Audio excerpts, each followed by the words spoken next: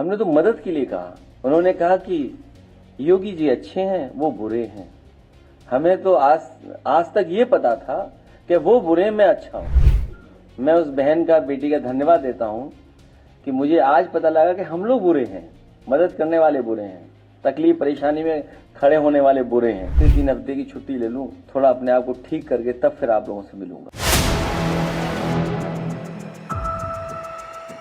हाल ही में उत्तर प्रदेश के गोरखपुर में 13 वर्षीय छात्रा पंखुड़ी त्रिपाठी की शिक्षा को लेकर एक मामला सुर्खियों में रहा।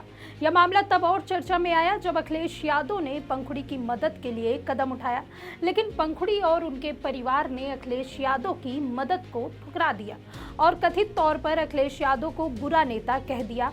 वहीं इस मामले ने न केवल राजनीतिक गलियारों में हलचल मचाई, बल्कि अखिलेश यादव को भावनात्मक रूप से भी प्रभावित किया। इस खबर में हम इस पूरे मामले को विस्तार से जानेंगे।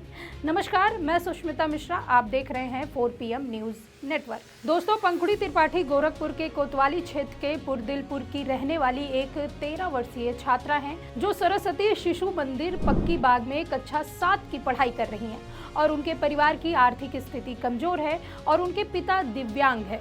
4 महीने पहले आर्थिक तंगी के कारण पंखुड़ी स्कूल की फीस लगभग 1650 रुपए जमा नहीं कर पाई थी, जिसके चलते उनकी पढ़ाई रुक गई थी। इस स्थिति ने पंखुड़ी और उनके परिवार को गहरे संकट में डाल दिया था, जिसके बाद 1 जुलाई 2025 को पंखुड़ी ने गोरखपुर मंदिर में आयोजित मुख्यमंत्री योगी आदित्यनाथ के जनता दरबार में अपनी समस्या रखी और उन्होंने मुख्यमंत्री से अपनी स्कूल फीस माफ करने और पढ़ाई जारी रखने की गुहार लगाई।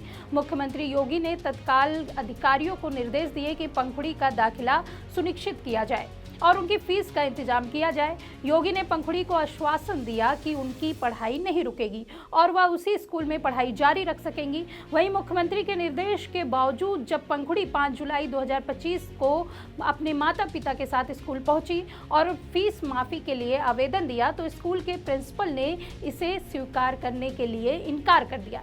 प्रिंसिपल ने कथित तौर पर कहा कि मैं तुम्हारी फीस माफ नहीं कर सकता, ऐसा करूंगा तो लोग रोज जनता दरबार जाने लगेंगे। इस दौरान प्रिंसिपल ने पंखुड़ी और उनके पिता के साथ कथित तौर पर रूखा और अपमानजनक व्यवहार किया, जिससे पंखुड़ी और उनका परिवार बेहद निराश और आहत हुआ।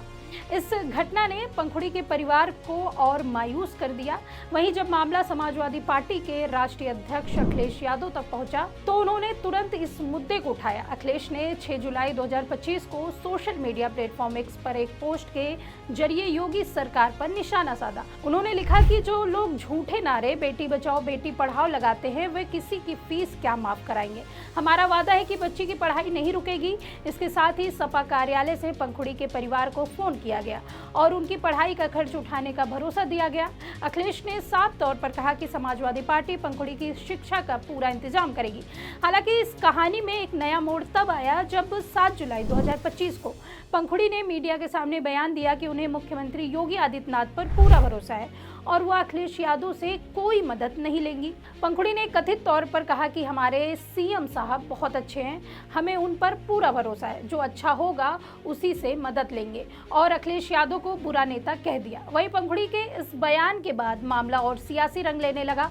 अखिलेश यादव ने इस बयान को सत्ता के दबाव का परिणाम बताया और उन्होंने एक्स पर एक लंबा पोस्ट लिखकर कहा कि पूछे गए प्रश्न को जो जवाब है उसके पीछे सत्ता का दबाव है। बच्चे के परिवार के चेहरे पर सत्ता का डर और झूठ बोलने का अपराध बोध साफ झलक रहा है और उन्होंने यह भी कहा कि भाजपाई अपने झूठ अपने मन में रखे, बच्चों के मुंह से सियासत न कराएं। और अखिलेश ने आरोप लगाया कि पंखुड़ी के परिवार को डराया धमकाया गया, जिसके चलते उन्होंने ऐसा बयान दिया है। पंखुड़ी के बयान और उनकी मदद ठुकराए जाने से अखिलेश यादव भावुक हुए और उन्होंने अपने सोशल मीडिया पोस्ट में लिखा कि हमने मदद के लिए कहा तो बुरे हैं, बच्चों से राजनीति नहीं करवानी चाहिए, ये राजनीति बड़ा खराब खेल है।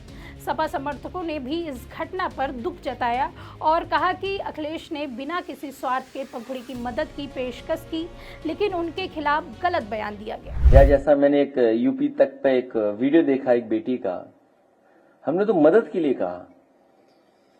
उन्होंने कहा कि योगी जी अच्छे हैं, वो बुरे हैं। हमें तो आज तक ये पता था कि वो बुरे, मैं अच्छा हूं। मैं उस बहन का, बेटी का धन्यवाद देता हूं कि मुझे आज पता लगा कि हम लोग बुरे हैं, मदद करने वाले बुरे हैं, तकलीफ परेशानी में खड़े होने वाले बुरे हैं। बच्चों से राजनीति नहीं करानी चाहिए। ये राजनीति बड़ा खराब खेल है। कब किसकी लॉयल्टी बदल जाए, कब किसका स्वार्थ सामने आ जाए। स्वार्थ और परिस्थितियों से बहुत सी चीजें बदल जाती हैं। तो मेरा सरकार से केवल यही निवेदन है, आईएएस अधिकारी, जिलाधिकारी गोरखपुर या और उन लोगों से, कि ये सियासत का खेल बड़े लोगों का है, इसमें बच्चों को नहीं डालना चाहिए। अब मैं भी चाहूंगा कि 2 हफ्ते 3 हफ्ते की छुट्टी ले लूं, थोड़ा अपने आप को ठीक करके तब फिर आप लोगों से मिलूंगा। अभी तो हम ही बुरे हैं, जब अच्छे हो जाएंगे तो फिर मिलेंगे आपसे। आपको बता दें कि अखिलेश यादव के हस्तक्षेप और इस मामले के तूल पकड़ने के बाद प्रशासन हरकत में आया। 7 जुलाई 2025 को जिला शिक्षा अधिकारी डॉक्टर अमरकांत सिंह ने पंखुड़ी के पिता से संपर्क किया और उन्हें स्कूल आने के लिए कहा। उसी दिन पंखुड़ी का दाखिला सरस्वती शिशु मंदिर पक्की बाग में करा दिया गया। पंखुड़ी के परिवार ने इसके लिए मुख्यमंत्री योगी का आभार व्यक्त किया। शिक्षा विभाग के अधिकारियों ने बताया कि पंखुड़ी की फीस माफी और दाखिला प्रक्रिया पूरी हो चुकी है और अब वह स्कूल जा सकती हैं। इस पूरे मामले ने उत्तर प्रदेश की सियासत को गरमा दिया। अखिलेश यादव ने योगी सरकार पर कई गंभीर आरोप लगाए और उन्होंने कहा कि जब सपा ने मदद की पेशकश की तभी सरकार को फीस माफ करने की याद आई। अखिलेश ने सवाल उठाया कि आज जो उदारता दिखाई जा रही है वो कल तक कहां थी और उन्होंने यह भी आरोप लगाया कि योगी सरकार ने पंखुड़ी के परिवार को डरा कर अखिलेश की मदद ठुकराने के लिए मजबूर किया।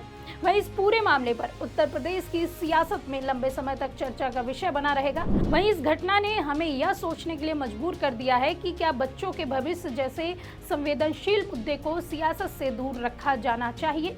बच्चों से सियासत नहीं करवानी चाहिए। इस खबर में फिलहाल इतना ही। ऐसी ही तमाम राजनीतिक खबरों के लिए बने रहिए 4PM न्यूज नेटवर्क में। मैं सुष्मिता, नमस्कार।